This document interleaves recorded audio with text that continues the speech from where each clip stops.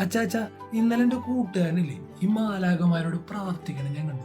സത്യത്തില് ഈ മാലാകമാരുണ്ടാ? ബൈബിളില് മാലാകമാരെ പറ്റി പല ഭാഗത്തും പറയുന്നുണ്ടെങ്കിലും മിഗായേല്, ഗബ്രിയേല്, റഫായേല് ഇവര് മൂന്നുപേരുമാണ് പ്രധാനപ്പെട്ട മാലാകമാരായിട്ട് അറിയപ്പെടുന്നത്. അതെന്താ വെച്ചാ ഇവര് മൂന്നുപേര് പ്രധാനപ്പെട്ട മാലാകമാരെന്നറിയപ്പെടുന്നത്?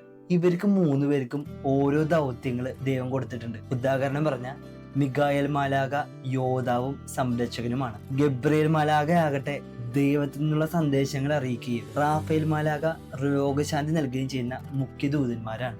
സത്യത്തിലപ്പോ നമുക്ക് ഈ മാലാകമാരെയൊക്കെ കാണാൻ പറ്റും? എടാ, ഭൂമിയിലെ നല്ല മനുഷ്യരെ സൂചിപ്പിക്കാനും നമ്മുടെ മാലാക എന്ന പദം തന്നെയാണ് ഉപയോഗിക്കുന്നത്. നമ്മുടെ ജീവിതത്തില് സന്ദേഹങ്ങൾ ഉണ്ടാകുമ്പോൾ ഉറപ്പ് നൽകിയും ഇടർച്ചകളിൽ സ്വാതന്ത്ര്യമായും ഏകാന്തതകളിൽ കൂട്ടായി വന്ന ഒരുപാട് നല്ല മനുഷ്യരില്ലേ, ഇതൊക്കെ മാലാകമാരാണ് യഥാർത്ഥത്തിൽ. അപ്പൊ നീ മാലാകമാരെ കണ്ടിട്ടില്ലേ? ഓ, അങ്ങനെയാണെങ്കിൽ എല്ലാ ദിവസവും ഞാൻ കുറെ മാലാകമാരെ കണ്ടുമുട്ടുന്നുണ്ടല്ലേ?